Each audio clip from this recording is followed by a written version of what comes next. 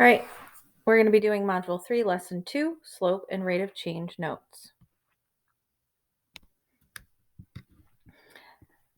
The benchmark of focus is going to be F.13, 1.3, calculate and interpret the average rate of change of a real-world situation represented graphically, algebraically, or in a table over a specified interval.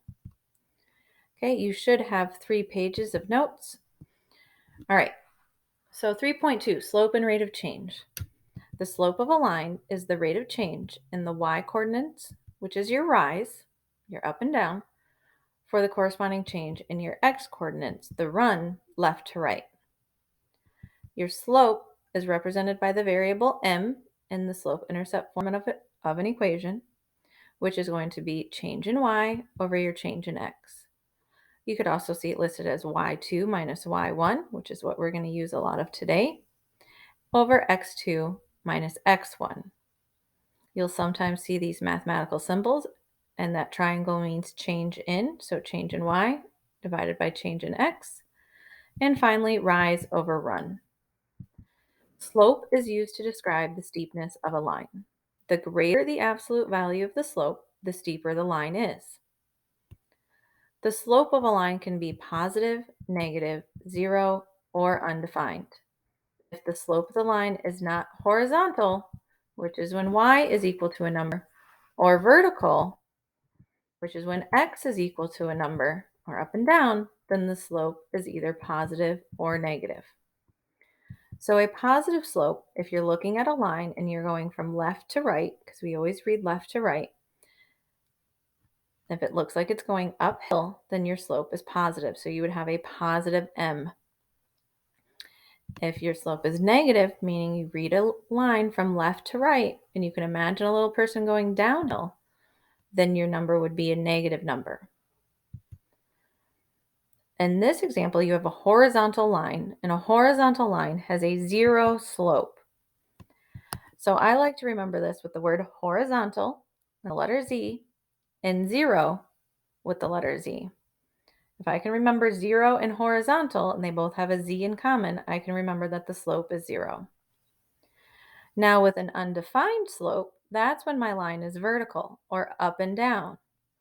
And undefined and up and down both have a U in common. And so you can try to remember undefined, up and down, 0, horizontal. In this example, we're going to be finding slopes of lines from 2 points. And we can use this to find a slope from a table or from a graph or just when given 2 points. In example A, we have our y value of 4, x of negative 3, and I'm going to label that x1 and y1. Then I have a y value of 7 and x value of 1, and I'm going to label that x2 and y2. Again, I'm going to remember my slope formula, which is going to be y2 minus y1 over x2 minus x1. Being careful to keep them in the correct order. Do you see how my blue numbers are lined up with my red numbers? I did that on purpose so that I could keep my y2 lined up with my x2 and my x1 lined up with my y1, because if I put them in the wrong order, I'm going to get the wrong slope. Also, you want to make sure to put your numbers inside parentheses in case you have double signs like we do here in our x values. When you subtract a negative, you need to remember that you're really adding the number, because you have to distribute that negative 1 that's outside the parentheses and multiply it times the negative number that's inside the parentheses, and you'll get a positive number. All right, so now let's simplify. 7 minus 4 is 3. 1 minus a negative 3 is 4, because again, we're really adding. 1 minus a negative 3 really means 1 plus 3, so we get 3/4. So our slope here is 3/4. In example B, we're going to do the same thing. I'm going to highlight my x values in yellow, my y values in green, and I'm going to label x1, y1, and then set up my slope formula. I'm going to have 1 minus 3 and 4 minus a negative 1. Once I simplify that, 1 minus 3 is negative 2, and 4 minus a negative 1 is a positive 5 because 4 subtracting a negative 1 means I'm really adding 1.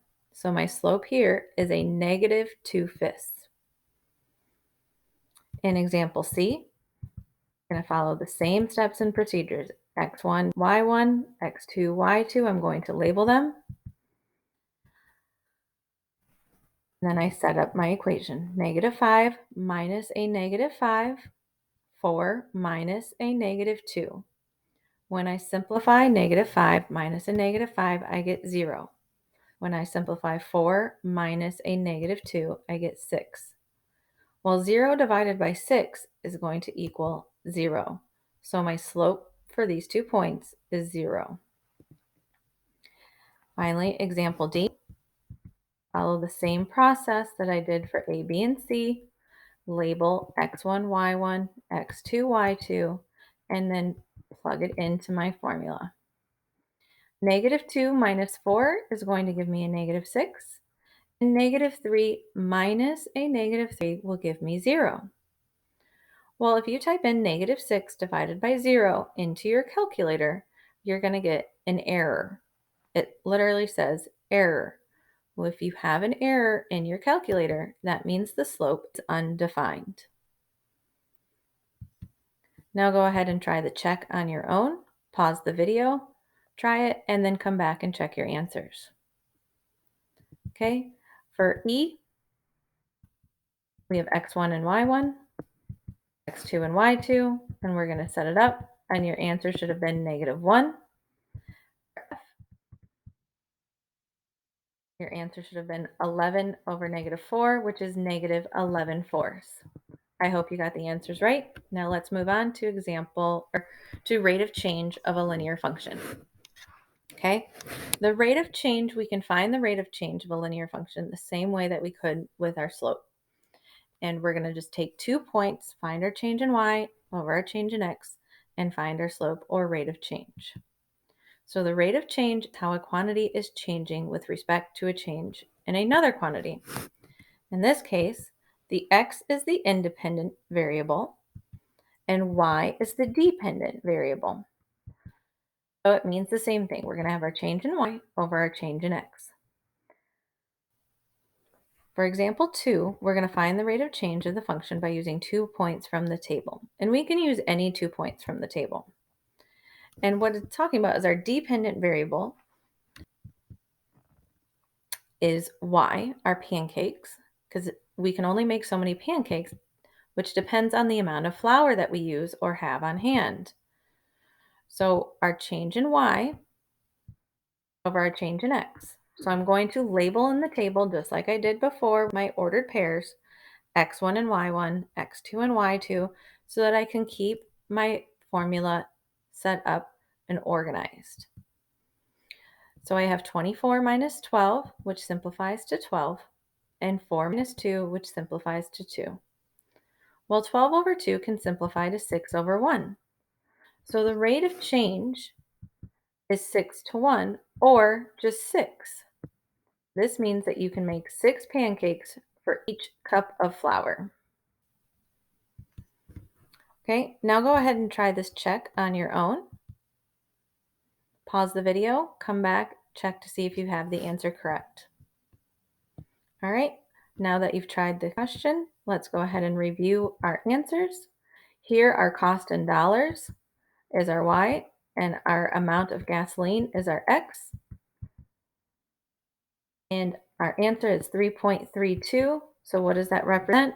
Well, the cost per gallon of gas is $3.32. I hope you got the check correct.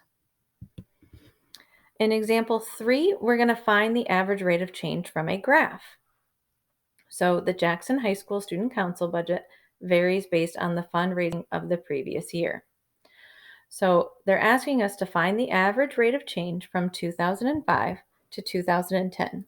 So we're going to take our change in dollars, which is on our y-axis, and our change in years, which is on our x-axis. And we're going to label our points. So in 2005, they had $1,350, and in 2010, they had $1,675. Now I'm going to use these values to plug into my formula and get my answer. So 1,675 minus 1,350 is equal to 325. And 2010 minus 2005 is 5. So 325 over 5 can be simplified to 65 over 1. So this means that the Student Council's budget increased by $65 per year over 5 years. So the average rate of change is $65 per year. Now for your check, you're going to find the average rate of change from 2010 to 2020. Go ahead and pause the video and try it on your own. Then come back and check your answer. Okay, so we have 1325 minus 1675 and 2020 minus 2010. So we end up getting negative 350 divided by 10, which simplifies to negative 35 over 1. This means that the Student Council's budget decreased by an average of $35 per year over 10 years. And the reason why it's an average of $35 per year is because you'll notice from 2010 to 2020 is not a straight line. There's a slight bend in the steepness of the line at 2015. All right, that's it for your example and check. Now go ahead and complete your practice problems. Complete them on the paper that you were given in your packet, then answer them in Canvas. Make sure to upload a picture of your work.